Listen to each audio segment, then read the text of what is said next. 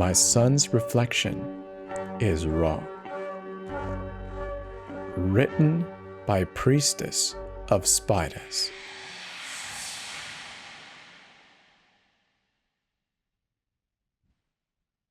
I have always been afraid of mirrors, ever since I was a young child. I knew it was irrational, of course. I was never afraid when I would see my own reflection in a puddle or in the darkened window of a shop as I walked down the street. It was specifically mirrors that made me uncomfortable. I always feared that I would see something other than myself looking back at me. This explains why I was less than thrilled to find the large antique silver mirror in the bedroom of the house that I was renting. Where it was my own place, I would have thrown it out then and there, leaving it on the curb and relying solely upon the mirror in the modern and well-kept bathroom for all the necessary reflective purposes. Alas, I didn't think my landlord would think too highly of his tenant tossing out expensive antique furniture, so I contented myself to simply move it into a spare room. I had moved to the house for simple reasons that it was fairly cheap. I didn't have any other choice. My husband passed away earlier that year due to a heart condition, leaving me simultaneously a widow and solely responsible for the care of my son, Chester.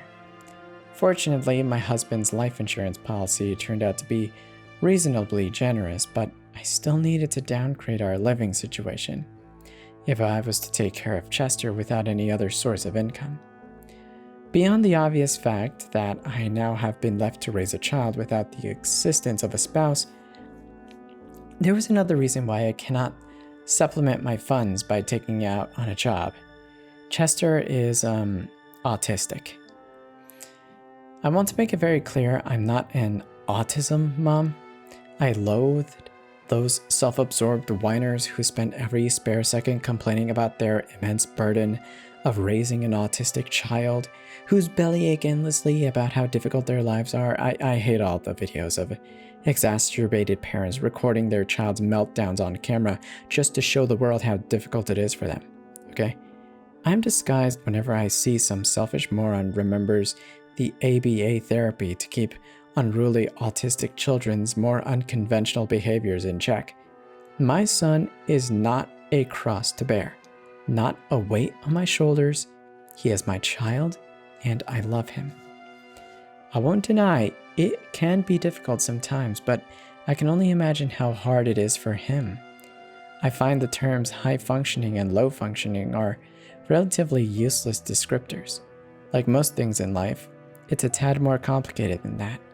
Chester is, generally speaking, nonverbal, and I have never known him to say more than 20 words in a single day. In addition, he tends to get overstimulated quite quickly from loud noises, and often flaps his hands as a form of stimming, especially when he's having some difficulty expressing what he wants. The only behavior of which that actually frustrates me is his elopement, which in the context of autism means that he has a tendency to wander off or run away whenever he feels stressed. We work around these traits, and I think I've generally been able to make life quite comfortable for him. Chester has always shown quite an aptitude for reading and writing, despite his relatively young age at only 9 years old at the time that we moved. When he needed something that cannot be articulated through gestures or single words, he would write it down on a whiteboard that I had given to him for that purpose. To help with the sensory issues regarding loud noises, I purchased a set of earplugs for him, the same sort that one would wear at a gun range to prevent hearing loss. These generally aren't necessary within the confines of the house, but on those occasions when we do go out in public, and I genuinely think they help him quite a bit. Given his condition, combined with the relative isolation of our new rural home, it has been necessary to homeschool Chester, though that hasn't really been any sort of problem. Before I got married, I spent a few years teaching elementary school, so I already have the required skills. I've always believed in somewhat of a more active approach to learning than some of my peers, and since our new home is located directly next to a forest, this was fairly easy to accomplish. The house itself was rather old, built in the 1920s if my landlord was to be believed. while recently renovated to be a more modern standard at this point, it preceded the decades. It still has an air of oldness to it. Something in the angles and the more general structure of this place, the main feature that seemed significantly out of place was the wrought iron fence that surrounded the house. A far cry from the traditional wooden fence that I was used to from a life in the suburbs. There was no formal gate that led out of the forest behind the house, just a gap in the fencing with a small pile of rustic iron posts nearby. I never asked the landlord about it, but judging by a stump outside of the boundaries of the backyard, I assumed that a tree must have fallen down and damaged it. Children don't want to sit still and be lectured. They want to be outside, to run around and be active. I had always tried to teach Chester his lessons in a way that connected to the forest. I'd lift up logs and I'd show him all the squirming creatures underneath so I could teach him all the differences between them. I'd have him count the rings of a fallen tree and teach him about the things that happened in those trees' long and storied life. I know that sometimes he would get bored.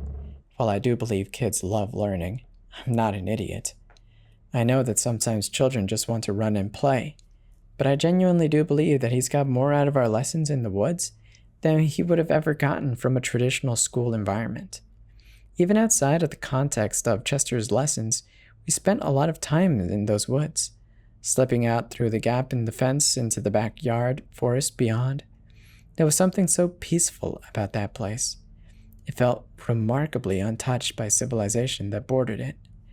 I'm not exactly sure how far the forest extended, but it always seemed to go on forever. Like, if you just kept walking, you could go the whole rest of your life surrounded by trees. I always kept a fairly close eye on Chester, but when we were out there, as much as I loved this place, I did often worry that he would simply run off. But there was never anything stressful enough in the woods that would make him do so. The only real concern was to make sure that he took his shoes once he got back into the house, as otherwise he would track dirt inside, making quite a mess. In between my caring for Chester and all the mundane errands of modern life, I attended therapy, I worked to move on from the loss, I began to make peace with the fact that he was gone. Chester and I celebrated his 10th birthday out in the woods, moving to the backyard once night fell so that we could finish off the evening roasting hot dogs over the fire pit while I read him some relatively tame ghost stories. Chester didn't like scary movies or violent video games, but gently spooky stories, the sort that send a pleasant chill down your spine, made him quite happy. I believed I was reading out the Mesotint when he heard the music. It was a soft, strange sound, a faint piping emanating out of the forest beyond, gentle yet eerie somehow. The faint noises reminded me of the sound of panpipes, but not quite. If I listened to it closely, I could almost discern a faint drumming as well. Chester looked out into the darkness beyond the fire, flapping his hands gently. He didn't seem upset or scared, just faintly awestruck. "Fairies," I heard him whisper. I felt somewhat uncomfortable as we both looked into the blackness of the forest. The sound of crickets had died utterly as soon as possible as the piping began. We sat in silence listening to that particular and otherworldly performance. It felt like something out of a dream, and I don't think it would be possible for me to recall the melody of that in any real detail. It was ephemeral somehow, slipping through the cracks of my memory like water through the sieve, even as I listened. At some point, the music ceased. The crickets returned to their chirping, and I led Chester back inside and tucked him gently into bed. I've never really been especially afraid of intruders, given how far away that we were from any major population center, but that night, I double-checked all the windows and doors, that they were firmly locked. I didn't sleep well last night. I admit I still had not gotten used to sleeping alone, and I often had difficulty falling asleep, but this felt different somehow. It seemed that whenever I was close to my family falling unconscious, I'd see a shadow pass across the wall, or hear something on the very edge of my perception, something that reminded me faintly of music. Whenever I jolt up to bed, looking or listening for what I thought had disturbed me, there was nothing there. At some point, I must have finally fallen asleep because I found myself blinking out in the day of my uncovered window. Groggy and irritable, my skull throbbed with a terrible headache. My alarm clock had not gone off. It seemed to have become unplugged in the night. Possibly in my tossing and turning, the cord had somehow come out of the socket. It was late in the morning, far later than I usually woke up, and Chester was frustrated because he hadn't had breakfast yet. He didn't say anything, but he seemed glum and looked at me with justifiable annoyance and hunger. I did my best to prepare him some scrambled eggs and bacon, but in my pain and fatigue, I managed to burn the bacon and cook the eggs to an unpleasant, rubbery consistency. I deeply regret what happened next. I swore about the bacon, the eggs, the pan, the stove, the landlord, my dead husband, anyone and anything that could conceivably even be somewhere to blame for this ruined breakfast. I know it was wrong to react like that in front of my son. I know it was immature. I was tired and in pain, and I just wished desperately that I could go to bed.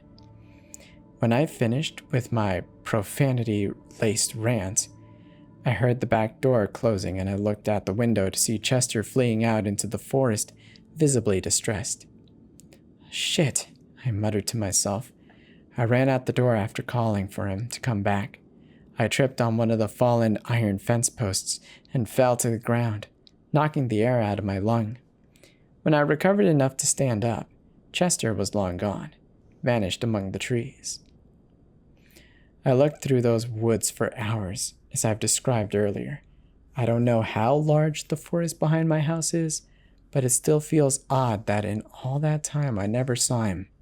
Chester, only 10 years old. He isn't some sort of Olympic sprinter, and the foliage isn't so thick that I could have lost him that easily. I kept wandering among the trees, shouting Chester's name with increasing panic. Sometimes I thought I'd hear a branch snapping or a child's giggle, and I would turn around desperately trying to catch a glimpse of the sound's source, but there would be nothing there.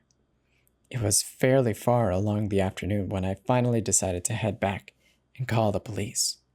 Despite how long that I'd spent in that forest, it was remarkably quick to walk back into the house. It felt almost as if the walk to the woods was somehow further than the walk out. I opened the door and started moving to the bedroom to get my phone, when I suddenly saw Chester sitting on the couch, reading a book. I nearly wept with relief and rushed to hug him, apologizing over and over for scaring him and asking if he was okay. I was so happy to see my son again. I wasn't even angry with him for running off. "I'm all right, Mom. I'm really sorry for running off. I was just scared. I won't do that again. Please don't be angry," said Chester, tears welling up in his eyes. I froze.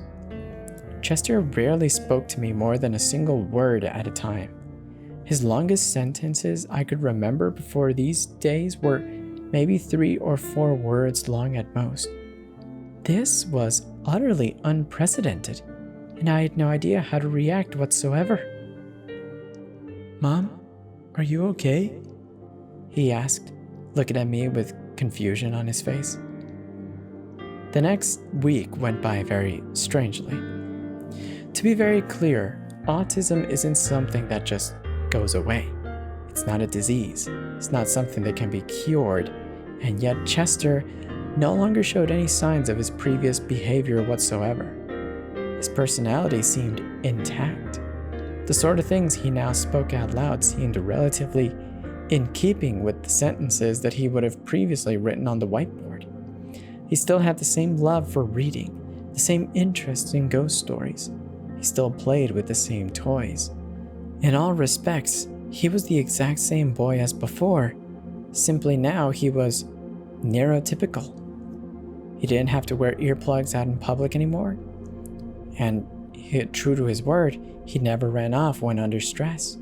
He didn't even flap his hands. He just kept them calmly at his sides. It was totally surreal. One day I was teaching him lessons out in the woods, and he told me, "Mom, I think I want to go to regular school. I want to be with other kids." I was completely taken aback. Chester had never shown the slightest interest in going to public school before this, and on the few occasions he had to interact with other children, he had been far too shy to play with them. Of course, I told him I'd be happy to send him to school. What else was I supposed to say? That night, I sent off emails to the nearest schools in the area asking about late enrollment. It was the second week after Chester's sudden and unprecedented transformation that I began to notice something else was strange.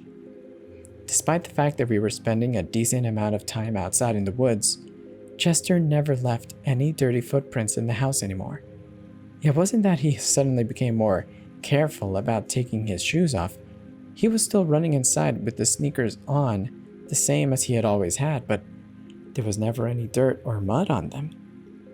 I just assumed that at the time he must have been wiping off his shoes while I wasn't looking, and in all honesty, I didn't pay it much mind.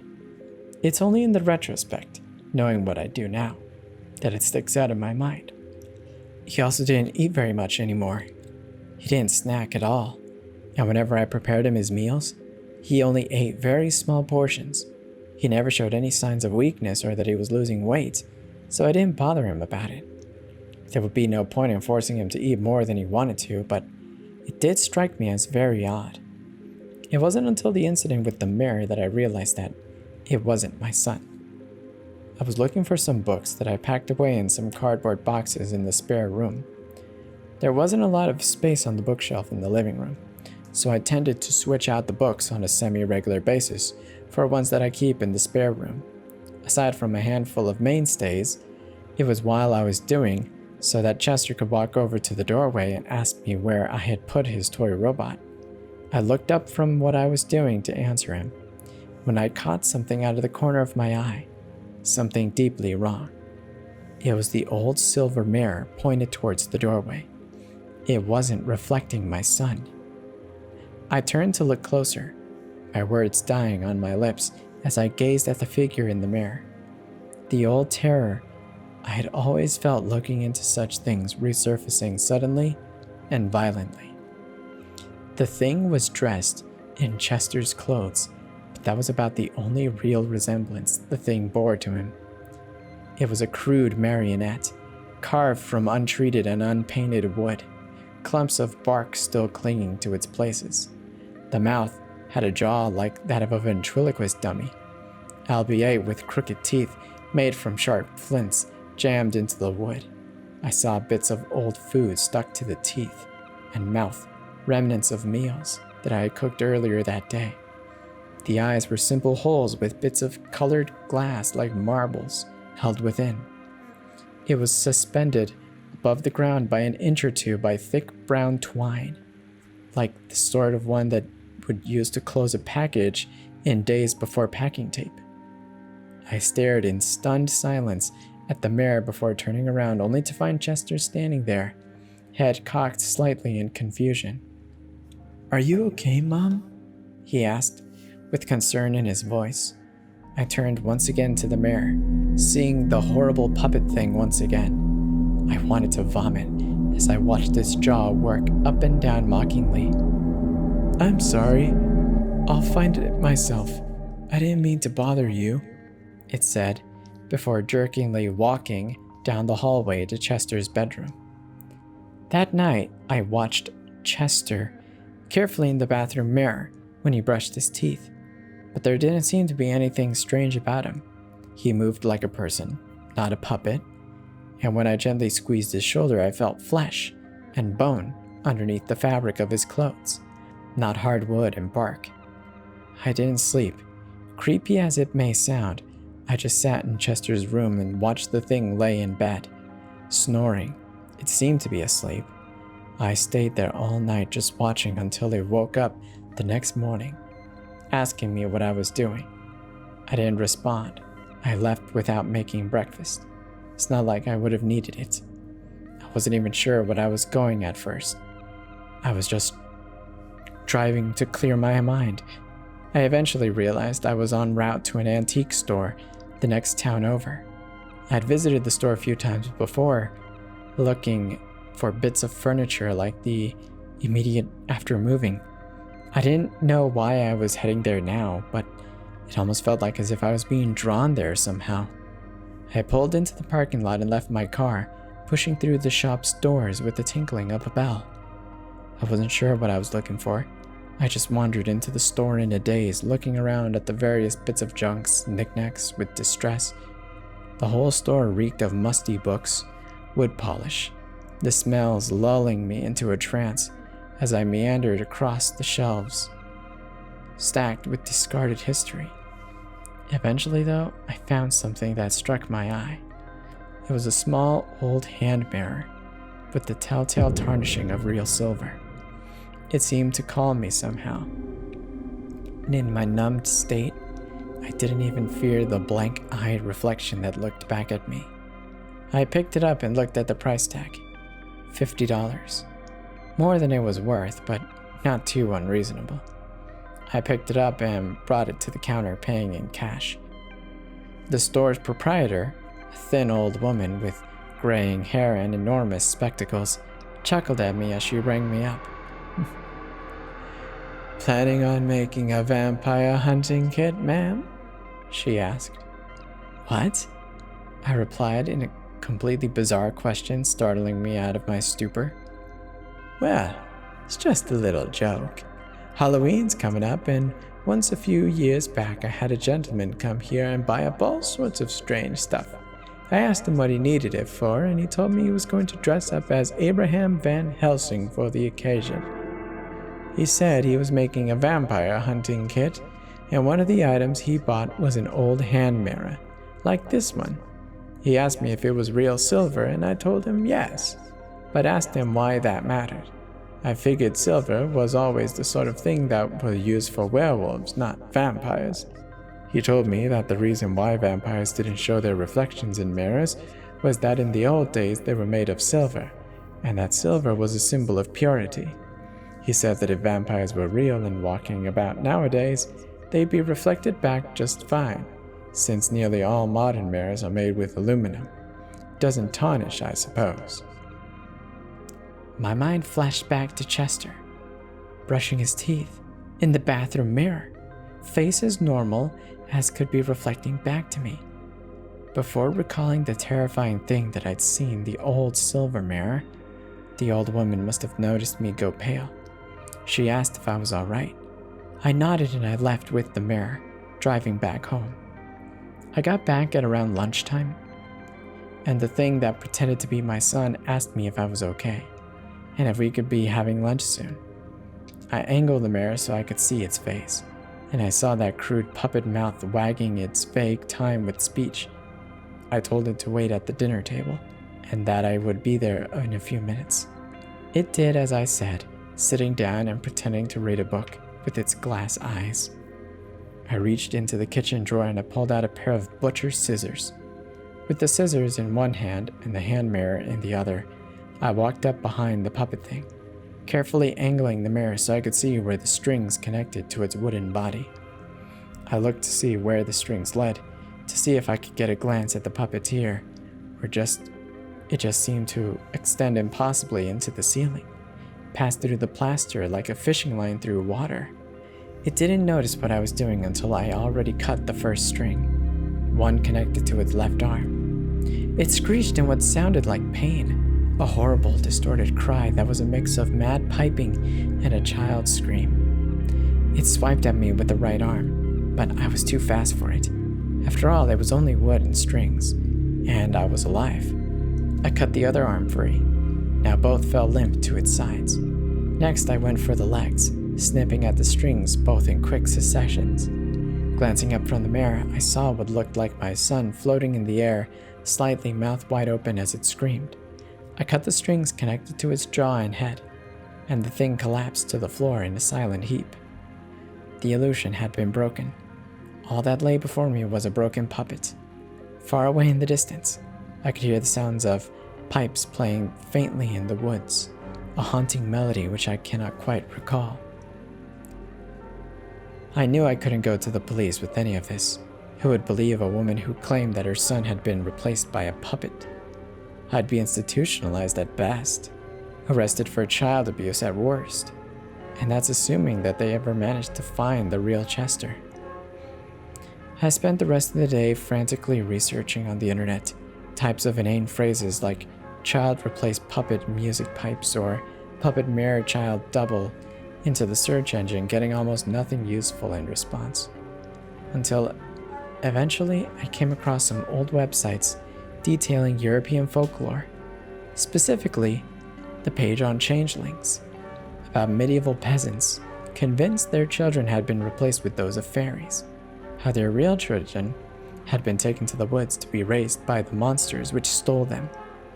I read of the ways one could protect oneself from the so-called fair folk, of their hatred of iron. I remembered the wrought iron fence that surrounded the house, the conspicuous gap where a tree must have broken though as it fell. I've written this in case I don't come back, and I've written this so that if I'm never found, they don't think that I just performed a murder-suicide in the woods out of grief. I love my son dearly, and I'm going to save him from the monsters that took him from me. I can hear the hideous music of their eldritch pipes drifting through the trees, mocking me. I'm taking one of those broken iron posts with me, the tip as sharp as a spear.